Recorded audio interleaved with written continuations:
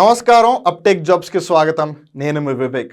ఇవాళ మనం చర్చించుకోబోయే current affair అంశం Tableau themes for republic day 2023. భారతదేశంలో జనవరి 26 అనగానే మనందరికీ వెంటనే గుర్తొచ్చేది భారతదేశ గణతంత్ర దినోత్సవం, రిపబ్లిక్ డే ఆఫ్ ఇండియా. మన భారతదేశం యొక్క మొదటి గణతంత్ర దినోత్సవాన్ని ఎప్పుడు జరుపుకున్నాము? 1950వ సంవత్సరంలో. దేనిని స్వాతంత్ర్య దినోత్సవం అంటారు, దేనిని గణతంత్ర దినోత్సవం అంటారు అని మన భారతదేశంలో ఇప్పటికీ చాలామంది ఇంకా కన్ఫ్యూజ్ అవుతూనే ఉన్నారు. ఒక్కసారి ఫైనల్గా కన్ఫ్యూజన్ లేకుండా జాగ్రత్తగా గుర్తుపెట్టుకోండి. ఇండిపెండెన్స్ డే అంటే మనకి స్వాతంత్ర్యం వచ్చిన రోజు. మనం బ్రిటిష్ వాళ్ళ పాలనలో కాకుండా మన పరిపాలన మనమే చేసుకోవడం మొదలుపెట్టిన రోజు. అది ఎప్పుడు? ఆగస్టు 15. అంటే ఏ సంవత్సరంలో వచ్చింది అది మనకి స్వాతంత్ర్యం? 1947 ఆగస్ట్ 15, 1947 మనకి ఇండిపెండెన్స్ వచ్చింది. సో ప్రతి సంవత్సరం ఆగస్ట్ 15, 15 ఆగస్టున మనం ఇండిపెండెన్స్ డే జరుపుకుంటాం.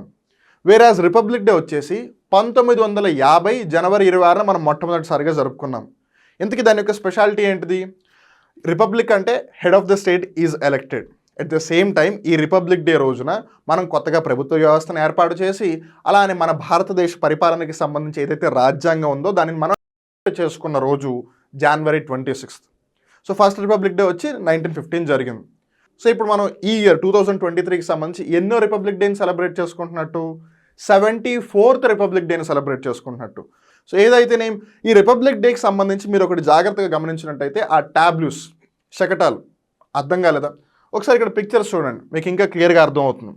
ఆ రిపబ్లిక్ డే పరేడ్ రోజు ఇలాంటి టాబ్లూస్ లేదా శకటాలన్నీ కూడా స్టేట్ బై స్టేట్ ఒక్కొక్క థీమ్తో వస్తూ ఉంటుంది.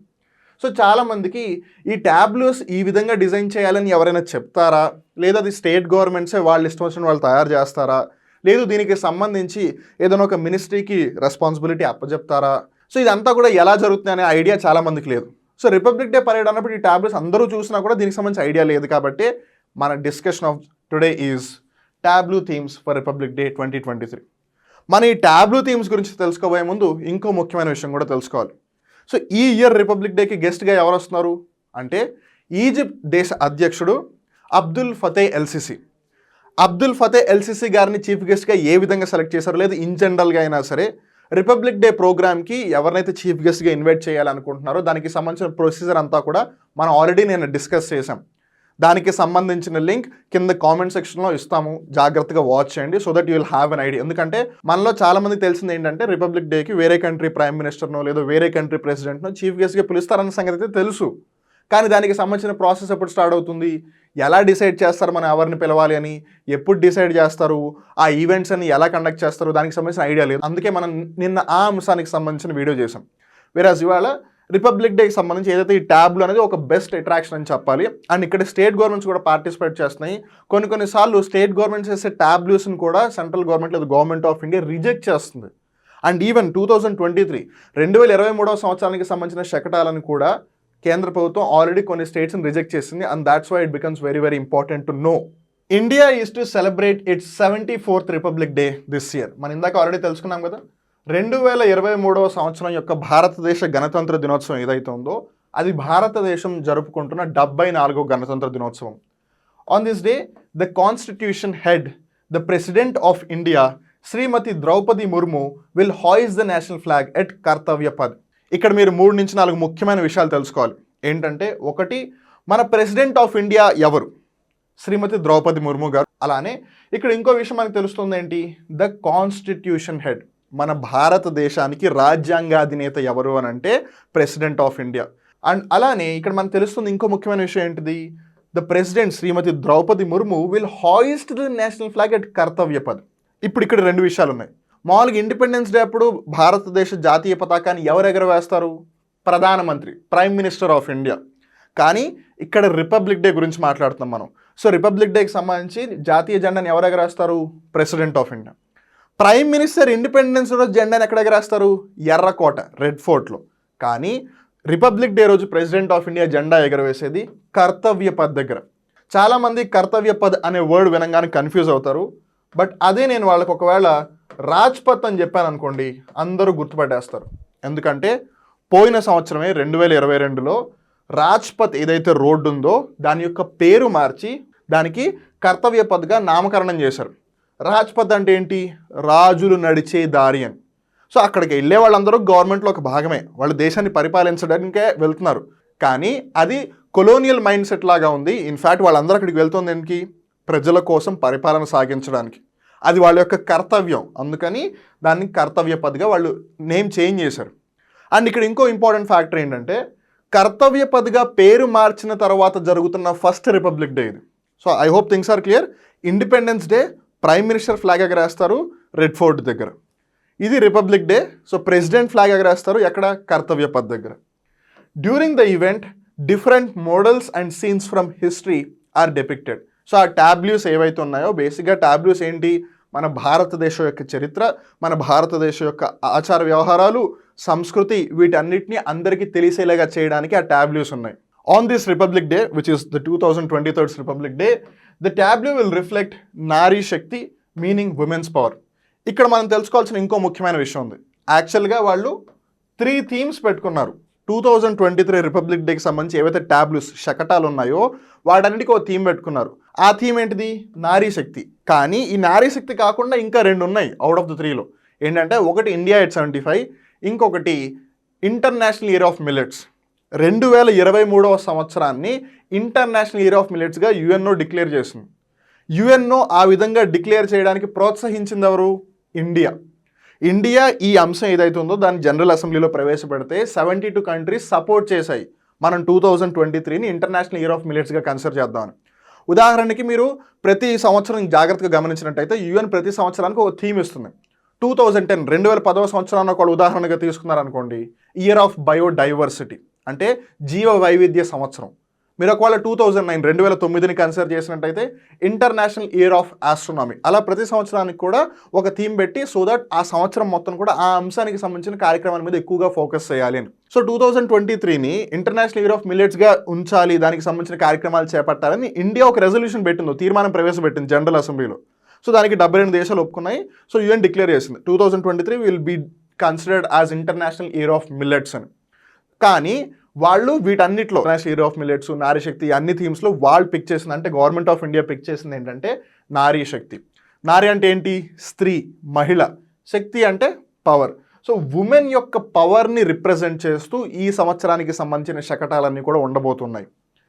17 states and union territories are to participate in the tableau. So 2023 republic day parade ఏదైతే ఉందో దాంట్లో 17 states and union territories participate చేస్తున్నాయి. They will depict the scenes from Ramayana and Mahabharata. So Ramayana అవ్వచ్చు, మహాభారత అవ్వచ్చు, ఈ ఇతిహాసాలు, ఈ గాథలు ఏవైతే ఉన్నాయో వాటిలో జరిగిన చారిత్రక అంశాలు ఏవైతే ఉన్నాయో, ఎస్పెషలీ ఉమెన్కి సంబంధించి వాళ్ళు ఏ విధంగా పోరాడారు, ఉమెన్ యొక్క డిగ్నిటీకి సంబంధించి ఏవైతే గొప్ప గొప్ప సీన్స్ ఉన్నాయో అవన్నీ కూడా రిప్రజెంట్ చేసే విధంగా వాళ్ళు టాబ్లూస్ని తయారు చేస్తున్నారు. The government commemorating 75 years of Indian independence has proposed that the India at 75 tableaus include India's freedom struggle, achievements, actions and results over the past 7 decades. So వాళ్ళ టాబ్లూస్లో భారతదేశం ఏదైతే స్వాతంత్రం వచ్చి 75 సంవత్సరాలు కావస్తుందో ఈ గడిచిన 7.5 దశాబ్దాలలో మన భారతదేశం సాధించిన ప్రగతి, అభివృద్ధి ఏవైతే ఉన్నాయో అవి కూడా అందరికీ తెలిసే విధంగా ఒక ట్యాబ్లూని తయారు చేయాల్సిందిగా ఇండియన్ గవర్నమెంట్ లేదా గవర్నమెంట్ ఆఫ్ ఇండియా డిసైడ్ అయింది. And now comes the interesting question, how are the tableaus selected? వాళ్ళు ఇదే టాబ్లూగా ఉండాలి, లేదు ఈ శకటాన్ని మేము తీసుకెళ్తాం, దీన్ని కన్సిడర్ చేస్తాము అని వాళ్ళు ఎలా సెలెక్ట్ చేస్తారు అంటే, the Defense Ministry set up a group and is solely responsible for the tableaus. So 2023వ సంవత్సరానికి గాను ఈ శకటాలు ఏవైతే ఉన్నాయో వాటికి సంబంధించిన రెస్పాన్సిబిలిటీ ఏ మంత్రిత్వ శాఖ దగ్గర ఉంది అని అంటే డిఫెన్స్ మినిస్ట్రీ, అంటే రక్షణ మంత్రిత్వ శాఖ దగ్గర ఉంది. The group comprises of eminent persons from music, painting, art, architecture, etc. So defence ministry ఒక గ్రూప్ని ఎస్టాబ్లిష్ చేసింది కదా, ఆ గ్రూప్లో ఎవరున్నారు? సంగీత రంగానికి, అలానే కళారంగానికి, అలానే ఆర్కిటెక్చర్, కట్టడాలకు సంబంధించి ఎవరైతే ప్రముఖులు ఉన్నారో వాళ్ళందరూ గ్రూప్గా పెట్టి వీటిలో మనం ఏ టాబ్లూస్ని జనాలకి చూపించవచ్చు, ఏ టాబ్లూస్ చాలా బాగున్నాయి అని వాళ్ళు కన్సిడర్ చేసి వాళ్ళు ఎప్పుడైతే ఓకే అంటారో అప్పుడే ఆ టాబ్లూ రేపు January 26, 2023లో కర్తవ్య పథ్లో అక్కడికి వస్తుంది. వీళ్ళు ఒకవేళ ఓకే చెప్పకపోతే అది రాదు.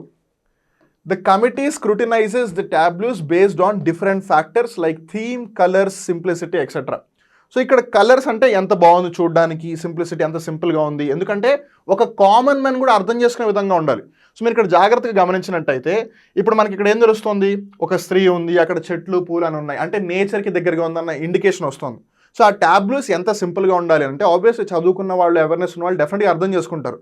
కానీ అంతగా అవేర్నెస్ లేని వాళ్ళకి కూడా ఆ బొమ్మని చూడంగానే, ఆ ట్యాబ్లూని చూడంగానే, ఆ శకటాన్ని చూడంగానే ఓహో వాళ్ళు ప్రకృతి గురించి చెప్తున్నారా, ఓకే ఇండియా డెవలప్ అయిందని చెప్తున్నారా, వాళ్ళు స్పేస్ గురించి చెప్తున్నారా, ఎడ్యుకేషన్ గురించి చెప్తున్నారా, ఉమెన్ గురించి చెప్తున్నారా అనేది వాళ్ళకి కూడా ఈజీగా ఉండడానికి ఎంత సింపుల్గా ఉందనేది కూడా వాళ్ళు కన్సిడర్ చేస్తారు. అలానే వాళ్ళు ఎలాంటి కలర్స్ని ఉపయోగిస్తారో అనేది కూడా కన్సిడర్ చేస్తారు. అండ్ మోస్ట్ ఇంపార్టెంట్ వాళ్ళు ఏదైతే థీమ్ని పెట్టారో ఆ థీమ్ని వాళ్ళు ఫాలో అవుతున్నారా లేదా అనేది కూడా కన్సిడర్ చేస్తారు. ఉదాహరణకి 2023 సంవత్సరానికి వాళ్ళు పెట్టిన థీమ్ ఏంటిది, నారీ శక్తి. ఇప్పుడు నారీ శక్తికి సంబంధించినది కాకుండా వాళ్ళు వేరే ఏదైనా థీమ్ తీసుకుని వాళ్ళు ట్యాబ్లూ చేశారనుకోండి, మేబీ దాన్ని కన్సిడర్ చేయకపోవచ్చు. ఇన్ఫ్యాక్ట్ మనకు ఆల్రెడీ 2 ఎగ్జాంపుల్స్ ఉన్నాయి. వెస్ట్ బెంగాల్ స్టేట్ గవర్నమెంట్ యొక్క ట్యాబ్లూని, కేరళ స్టేట్ గవర్నమెంట్ యొక్క ట్యాబ్లూని గవర్నమెంట్ ఆఫ్ ఇండియా రిజెక్ట్ చేసింది.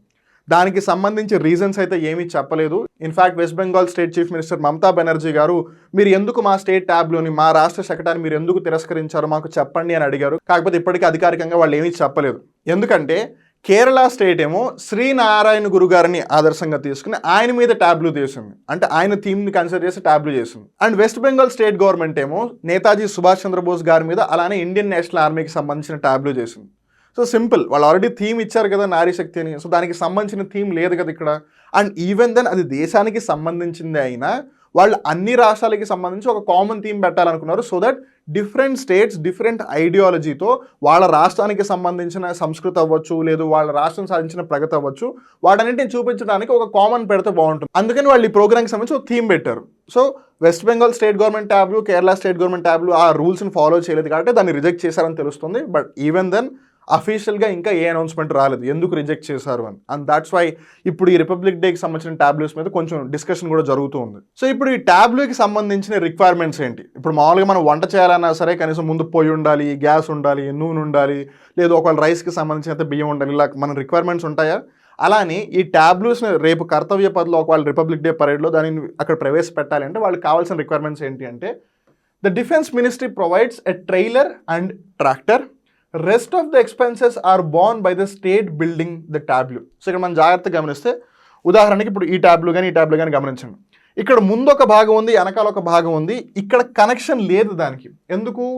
ఈ ముందుదేమో ఒక ట్రాక్టర్, వెనకాలదేమో ఒక ట్రైలర్. మీరు మామూలుగా ఒక ట్రాక్టర్ని జాగ్రత్తగా గమనించినట్టయితే ఒకవేళ ఇది ట్రాక్టర్ అనుకుందాం మనం, ఈ ట్రాక్టర్కి వెనకాల ఇలా ఒకటి ఉంటుందా?